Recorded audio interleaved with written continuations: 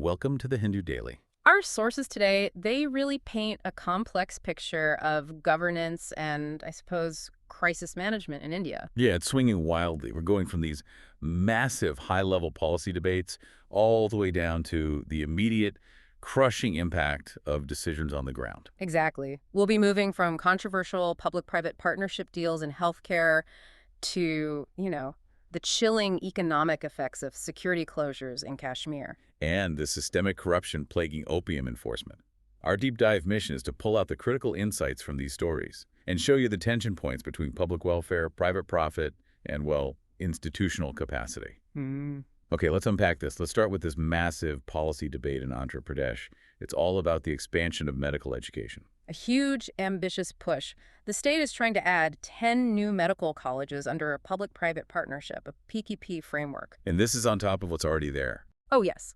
They already have 17 government and 19 private institutions. The goal here is to just, drastically increase the total number of medical seats to over 6,500. That is ambitious. But the sources point to a lot of controversy over how they're doing it. Right. And to understand that, it's important to look back for a second. The initial attempt under the previous administration, it had a very different financial structure. What did that look like? It was a three-tier fee system. 50% of the seats were super subsidized, just 15,000 hours a year. Right. Okay. Then you had 35% priced commercially at about 12 lakh, and the last 15% were for non-resident Indians at 20 lakh. The idea was that this model, at least theoretically, would see a healthy revenue recovery of 55 crore by its fifth year. So it was designed to be sustainable, but that model is gone. It's been discarded, yes. The current administration, with guidance from Niti Aayog and consultants like KPMG, has shifted to a pure PPP model for these new colleges. And given the public assets involved, how is this new structure being justified? Well, that's the core of the critique, really. The terms being proposed are, they're astonishingly favorable to the private investor. How so? We're talking about leasing 835 acres of prime land. And this is the key part, along with the fully functional district hospital. The entire hospital? The entire secondary care hub for 66 years. And the rent. Just €100 an acre. 100 rupees. A 66-year lease of a public hospital and all that land? For virtually nothing. That sounds like an outright gift. It does. And beyond the land, they also get significant subsidies. 25% viability gap funding from the state, plus all the statutory clearances fast-tracked. And in return, what's the public getting back? The private investor has to provide 70% free inpatient care for government-referred patients. But they're reimbursed at Ayushman Bharat rates, which are famously low, and they have to provide free outpatient treatment. The other 30% of beds and all the expensive medical seats are purely for commercial use. So the structure just seems incredibly vulnerable. I can see why there are protests. The critique seems to be that the risks aren't shared evenly at all. Not at all. The private party gets guaranteed infrastructure, guaranteed subsidies.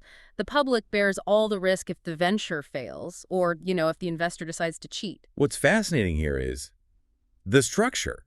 The state isn't just privatizing healthcare delivery, it's offloading the foundational cost of infrastructure risk onto the public while guaranteeing profit for the private side. Which creates all sorts of perverse incentives.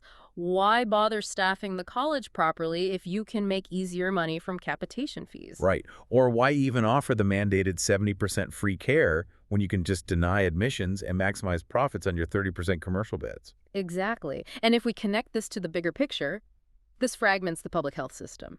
You mentioned the issue of vertical integration. Can you explain why losing control of that district hospital is so damaging? Well, system efficiencies, they really rely on that smooth vertical integration, the seamless flow of patients and data between primary health centers, secondary district hospitals, and then tertiary teaching hospitals. And if you lease out that middle piece, you undermine the state's ability to coordinate everything.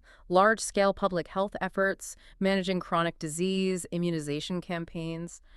It all gets harder. And it could make the chronic underfunding and staff vacancies in rural areas even worse. It just fragments everything. So a policy with maybe good intentions completely collapsing under faulty incentives. Let's pivot now from one PPP public-private partnerships to a totally different kind of PPP, the polluter pays principle. Right, in environmental law. But it's also about allocating cost and responsibility. This time it's about the air pollution in the Delhi NCR. And the sources point out that the common narrative, blaming stubble burning in Punjab and Haryana, isn't the full picture. Not even close. The primary source of the year-round toxic pollution, especially the really dangerous PM 2.5 particles, is actually vehicular emissions and dust. So the polluter pays principle should, in theory, make the polluters bear the cleanup cost. It should. It's been recognized by the Supreme Court since '96 in the Valor Citizens Welfare Forum case, but applying it is the hard part. Here's where it gets really interesting. How do you apply that principle in a transboundary situation? You have multiple sources, vehicles, industry, agriculture. It must be a nightmare to enforce. It is, and the source material actually points to a key European case, the Stanley judgment. It adds a really important dimension of proportionality. Proportionality. Basically, the ruling says you can't hold a seasonal activity, like stubble burning, liable for all the other industrial and vehicular pollution happening year-round.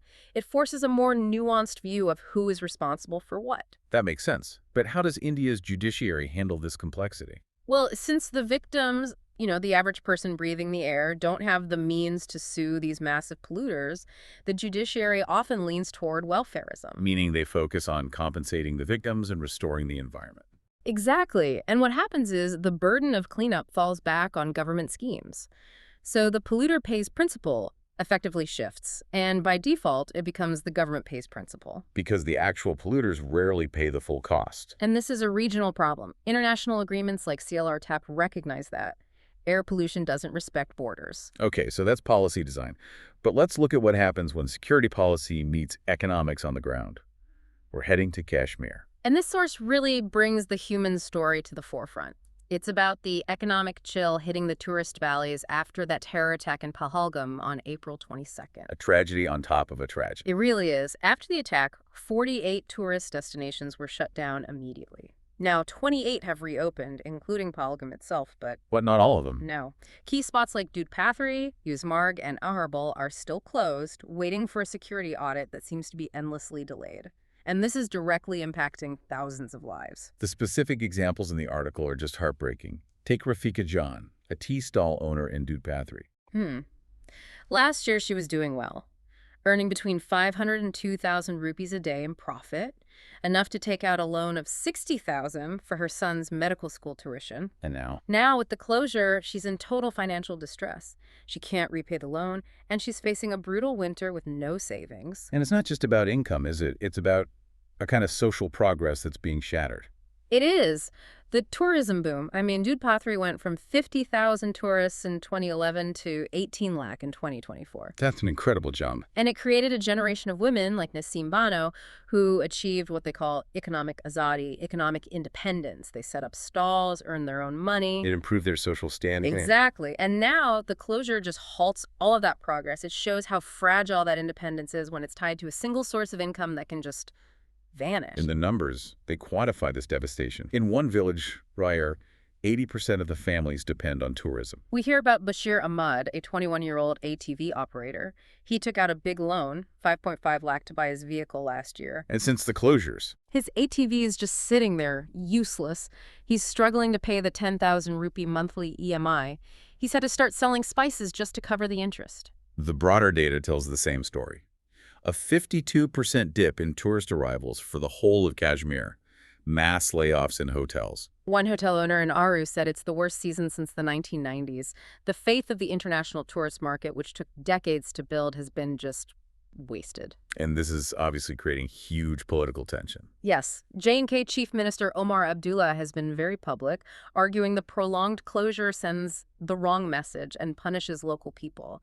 He even said that during the peak of militancy in '96, destinations weren't kept closed like this. So it's a massive failure of institutional capacity to just audit and reopen the safe areas quickly. And it leaves the most vulnerable people who invested everything based on a promise of stability in just severe distress. Speaking of institutional failure leading to crisis, let's shift to the Opium Belt. We're talking about Madhya Pradesh and Rajasthan. The Malwa and Mewar region.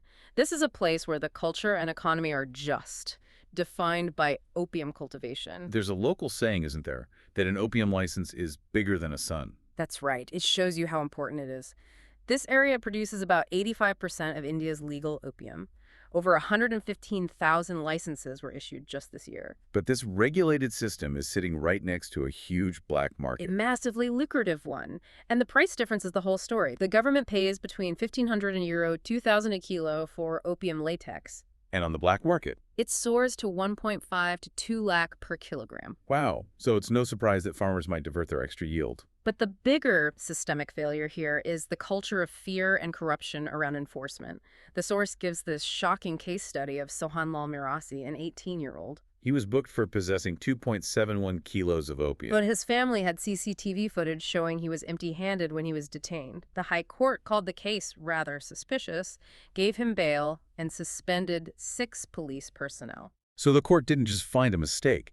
They saw a deliberate attempt to frame a teenager. Exactly. The court pointed out that the police had willfully ignored the new rules, the BNSS provisions, that require mandatory audio-video recording of seizures. And this failure enables widespread extortion. Yes, it's known locally as kada tod, an instant deal. People pay huge sums to avoid being booked under the very strict NDPS Act. The human tragedy this creates is just immense. The story of Krishna Pal in Rathore. A farmer who allegedly died by suicide after paying 22 lakh in extortion money in a poppy straw case. And then a new officer came in and demanded even more money. It's just staggering, the sheer terror involved when state enforcement becomes purely about extraction. And the main smuggled substance now is dodo chura, or crushed poppy straw. Smugglers are getting sophisticated, using young carriers, burner phones, even hiding communications in gaming apps. So what does this all mean? The farmers are completely caught in the middle. They are. They have smugglers making them lucrative offers, and at the same time, they live in constant fear of extortion from the very people meant to be enforcing the law. It's a deep systemic failure. Okay, let's end this deep dive on a note of, well, challenging progress.